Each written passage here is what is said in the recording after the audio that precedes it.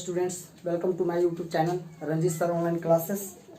पिछली वीडियो में हम लोगों ने 10वीं कक्षा के मैथ का वॉल्यूम एंड सरफेस एरिया का टोटल साधित पढ़ लिया, टोटल फार्मूला हम लोगों ने जान लिया।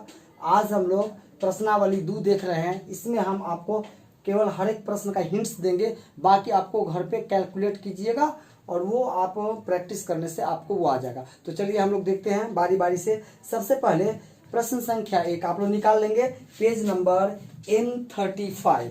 उसमें जो पहला प्रश्न है वो है 8 सेंटीमीटर किनारे वाले एक घन को 2 सेंटीमीटर किनारे वाले कितने घनों में रूपांतरित किया जा सकता है, फिर प्राप्त सभी घनों का एकत्रित क्षेत्रफल ज्ञात कीजिए। तो चलिए, बहुत आसान ही प्रश्न है। क्या है प्रश्न कि एक बड़ा सा घन है, एक बड़ा सा घन है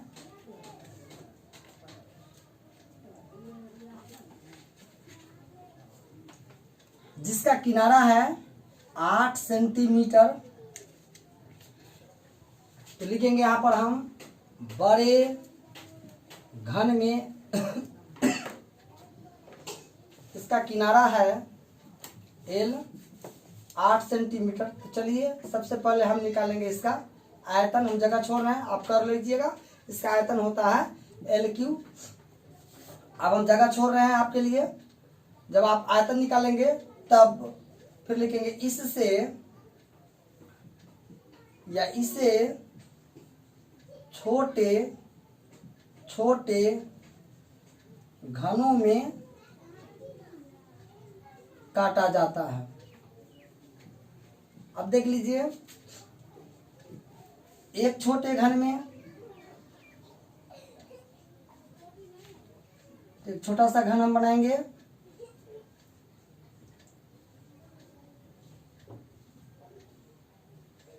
अब देख लीजिए, इसका जो किनारा है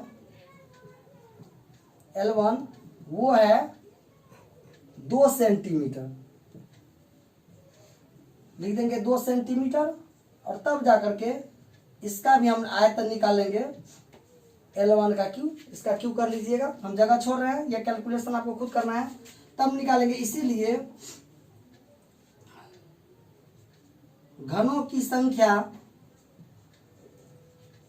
बराबर, मैंने बताया जब भी संख्या निकालने की बात होगी तो बड़ी आकृति बड़े ठोस का आयतन निकाल के छोटे ठोस का फिर आयतन निकाल के उससे हम लोग भाग दे देंगे, वो निकल जाएगा। तो घनों की संख्या होगी बड़े घन का आयतन बटे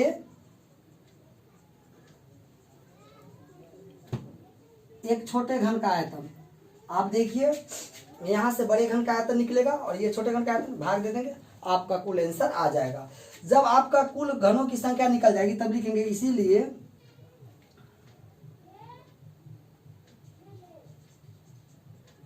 घनों का एकत्रित क्षेत्रफल। ये हम जगह छोड़ रहे हैं आपको बनाने के लिए। घनों का एकत्रित क्षेत्रफल, तो आप क्या कीजिएगा कि एक का होता है 6L1²।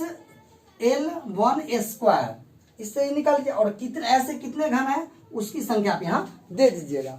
अब घनों की संख्या कहाँ से निकल जाएगी, यहाँ से निकल जाएगी। और फिर आप क्या कीजिएगा, एक का संपूर्ण पृष्ठ क्षेत्रफल निकाल करके और उसको जितने घन है उससे आप मल्टीप्लाई कर दीजिएगा। इस तरह से घनों का एकत्रित क्षेत्रफल भी आपको आ जाएगा।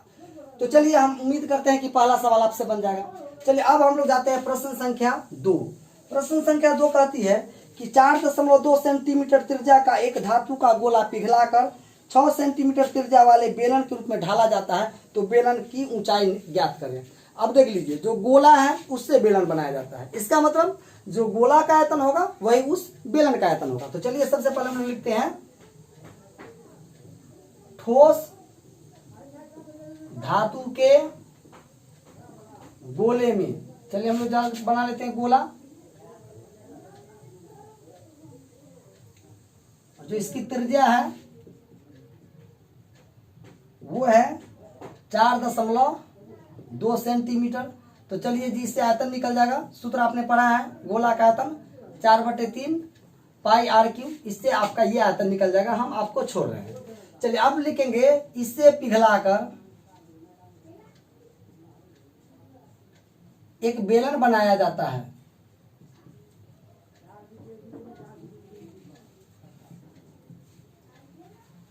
तो इससे पिघला करके क्या बना दिया जी, बेलन बना दिया।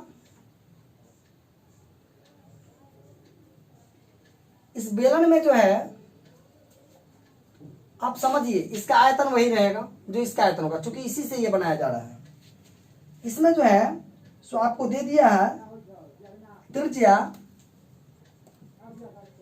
R1 6 सेंटीमीटर और ऊंचाई निकालना है, इसको मान लेंगे h, ऊंचाई बराबर h क्या किया माना। त्रिज्या है 6 सेंटीमीटर और ऊंचाई को हमने मान लिया h। तो इसका जो आयतन होगा वो हो जाएगा पाई R1 स्क्वायर इंटू एच। अब देखिए आयतन आपको पता है, ये जो आयतन होगा वही आयतन यहाँ आप लिख दीजिएगा और फिर इसमें आप वही कर दीजिएगा कि जो इसमें आप पाई का वैल्यू नहीं डालिएगा। तो यहाँ भी पाई रहेगा, यहाँ भी पाई रहेगा, पाई से पाई आप कैंसिल कर दीजिएगा, आपको सुविधा होगी। और यहाँ R1 जो है 6 सेंटीमीटर इसका स्क्वायर कर दीजिएगा गुने एच। अब देखिए ये जो गुना वाला इधर बट्टा में आएगा और आपको एच आसानी से निकल जाएगा। हम जानबूझ करके इसको छोड़ रहे हैं ताकि आप इसको कैलकुलेट कर सकें, क्योंकि जब तक आप खुद से नहीं कीजिएगा तब तक फिर आप सीखिएगा नहीं। तो चलिए आप लोग इसका स्क्रीनशॉट ले लीजिए। ओके स्टूडेंट्स, अब हमारा क्वेश्चन नंबर 3 है कि 3 घनाकार धातु के पिंड की भुजाएं 3 सेंटीमीटर, 4 सेंटीमीटर और 5 सेंटीमीटर है। तीनों को पिघलाकर एक बड़ा घन बनाया जाता है। तो इस नए घन की, इसमें 2 प्रश्न, पहला भुजा कितनी होगी और दूसरा इसका पूर्ण पृष्ठीय क्षेत्रफल कितना होगा। आइए हम लोग देखते हैं। तीसरा प्रश्न है कि 3 घनाकार, तो चलिए देख लेंगे। ये पहला घन हो गया,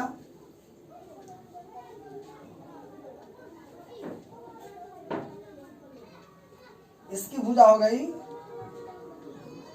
3 सेंटीमीटर, दूसरा इससे बड़ा है,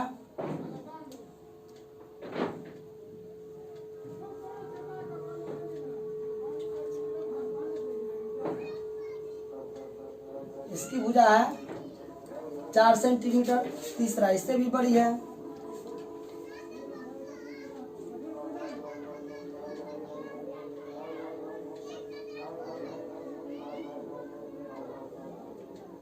इसकी भुजा है 5 सेंटीमीटर। तो लिखेंगे कि 3 घनों को जिसकी भुजा क्रमशः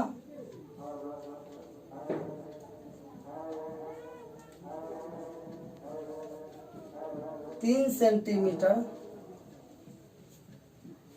4 सेंटीमीटर तथा 5 सेंटीमीटर है को पिघलाकर एक बड़ा घन बनाया जाता है। देखिए बड़ा सा घन बना दिया।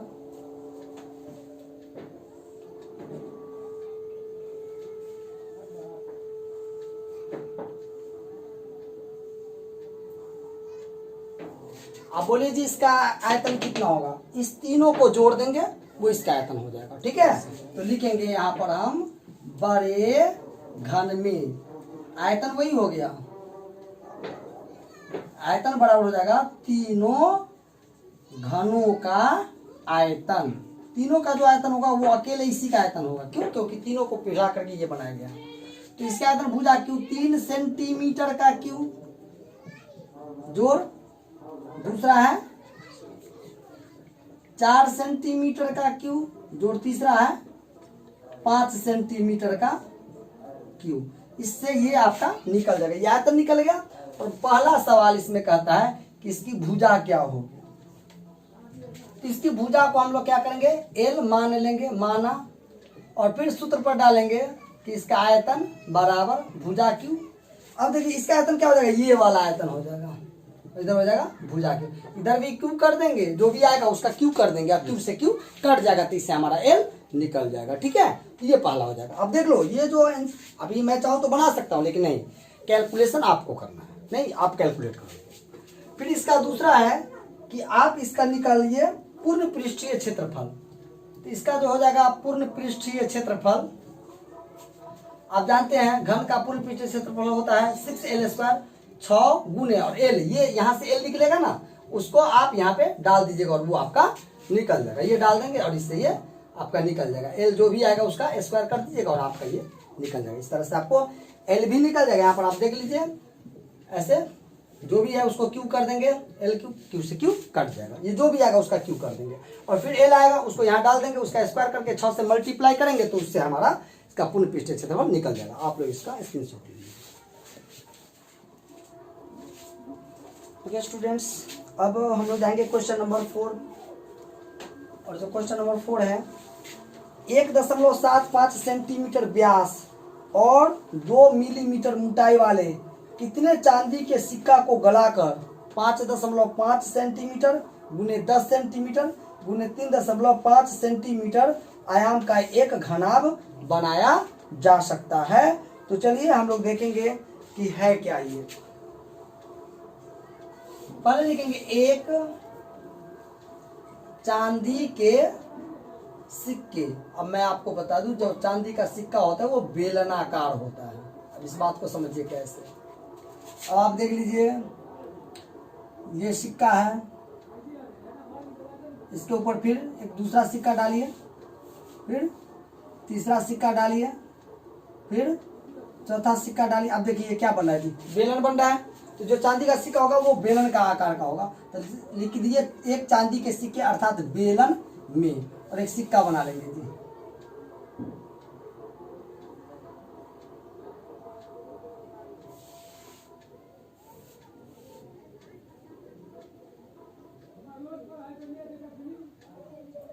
ये सिक्का है, इसमें कड़ा की जो इसका व्यास है वो है 1.75 सेंटीमीटर। इससे निकल जाएगी इसकी त्रिज्या r।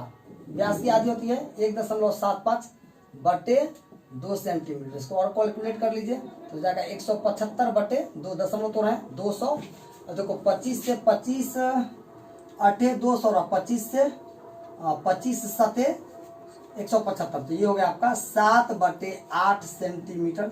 ये क्या निकल गया जी, इसका त्रिज्या निकल गया बेलन का। और इसका जो मोटाई है, जिसको ऊंचाई कहते हैं, मोटाई नहीं h, वो है आपका ये 2 मिलीमीटर। अब इसको सेंटीमीटर में तोड़ेंगे तो हो जाएगा 2/10, यानी 2 कम 2 2 पंचे 10, ये हो गया 1/5। मिलीमीटर बदल गया किस चीज में, सेंटीमीटर में। तो आप ना इसका आयतन निकाल लो, और इसका आयतन होता है πr²h। अब इससे बनाना क्या है जी, इससे बनाना है घनाभ। अर्थात आप इसका सबका वैल्यू डाल दोगे। पाई का वैल्यू 22/7 गुने r कितना है 7/8 का स्क्वायर, और गुने h कितना है 1/5 सेंटीमीटर क्यूब। इसको कैलकुलेट कर लीजिए आप, तो आपको इसका आयतन निकल जाएगा। अब है कि माना कि n सिक्कों को मिलाकर एक घनाभ बनाया जाता है। अब चले जाएंगे कहाँ, घनाभ में। चलिए घनाभ बना लीजिए।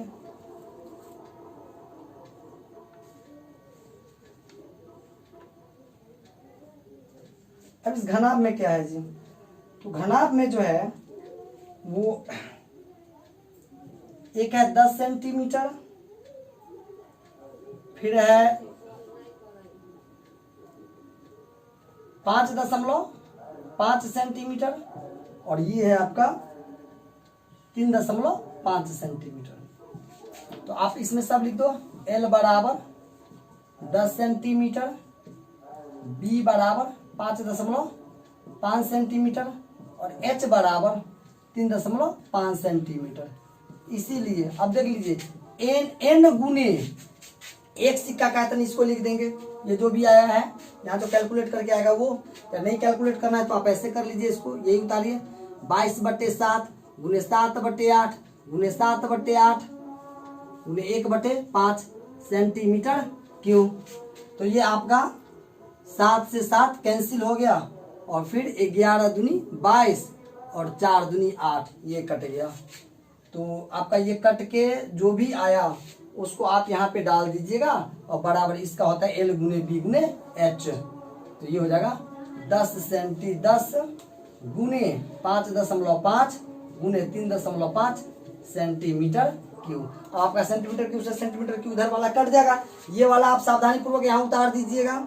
ये वाला कितना है, तो ये आपका 11 सते 77 बटे 5 चौका, ये कितना हो गया 8 पंचे 40 और 40 चौका 160। अब आप इसको उधर भेज दीजिएगा, एन आपका निकल जाएगा, इसलिए एन बराबर। हम चाहे तो कैलकुलेट कर सकते हैं, लेकिन हम इसलिए नहीं कर रहे हैं ताकि आप घर पे इसको कीजिए, और जब खुद कीजिएगा तो ज़्यादा बेहतर ढंग से समझिएगा। ठीक है, तो आप लोग इसका कीजिए।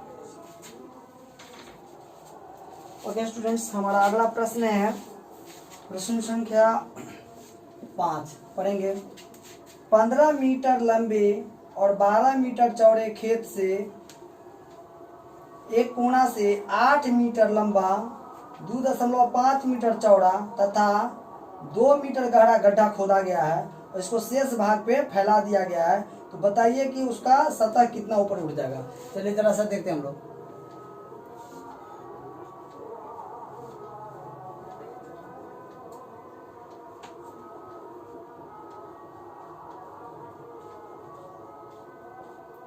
ये कोई खेत है जिसकी लंबाई है 15 मीटर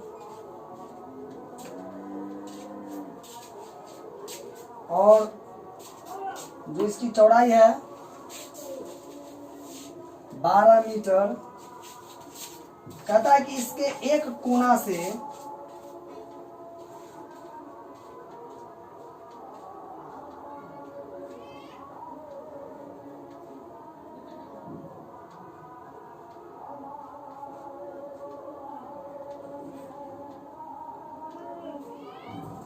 कहता एक कोना से इसमें से गड्ढा खोद लिया जाता है। गड्ढा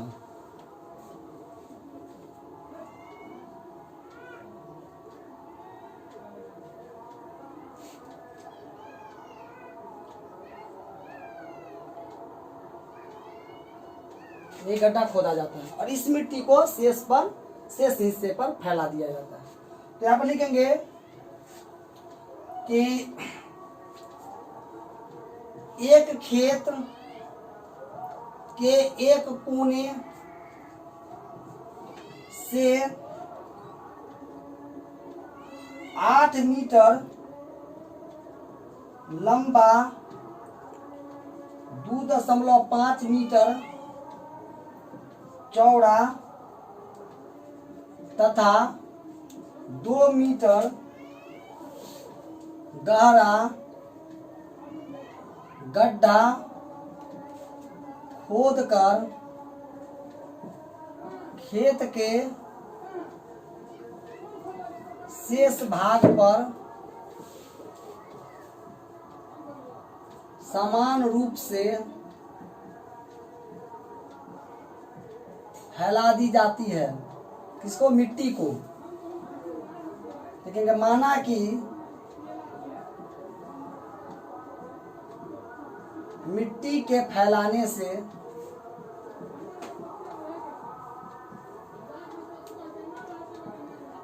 खेत का सतह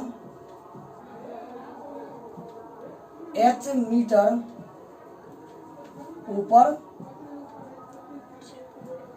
उठ जाता है। इसलिए निकाली गई मिट्टी का आयतन बराबर होगा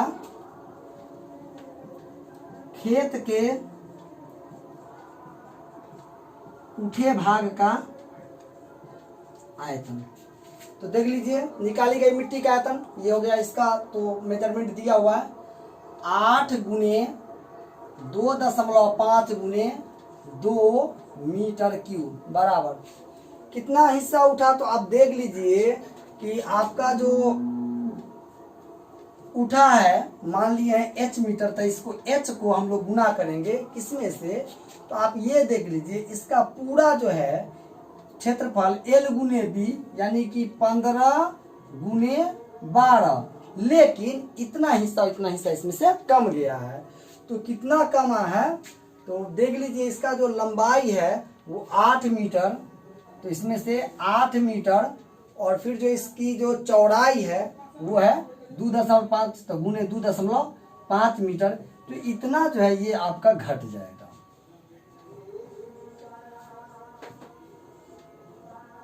बाहर में भी ये भी हो जाएगा आपका मीटर क्यूब। फिर से समझिए, उठे भाग का जो होगा तो अनुप्रस्थ काट का क्षेत्रफल गुने ऊंचाई होता है।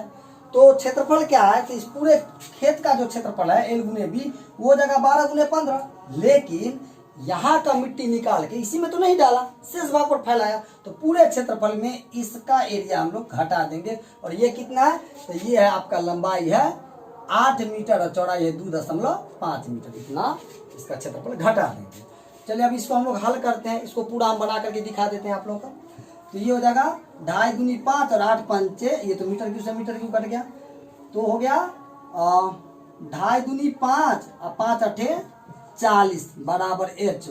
ये हो जाएगा 15 दूनी 30 और 3 और फिर 15 3 18 180 घटे, ये हो जाएगा 8 पंचे 40 8 2 16 4 20, यानी कि हो जाएगा आपका 24 8 पंचे 40, ठीक है 8 2 16 4 20, तो 8 आ रही है 20, ये हो गया 40 बराबर h गुने 180 में से 20 गया तो बच गया 160।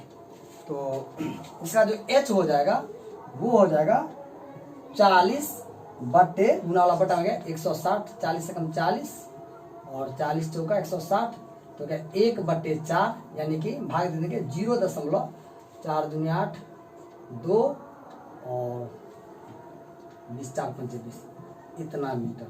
इसीलिए जो खेत है उस खेत का जो सतह होगा वो 0.25 मीटर ऊपर उठ जाएगा। जरा हम लोग देख लेते हैं इसका जो है क्वेश्चन नंबर 5। हाँ ठीक है, तो आप समझ गए कि जो निकाली गई मिट्टी को जब हम समान रूप से फैला देंगे तो ये आपका 0.25 मीटर ऊपर उड़ जाएगा और यही आपका आंसर होगा। आप ये सवाल तो पूरा बन गया आपका, आप इसका स्क्रीनशॉट लेंगे।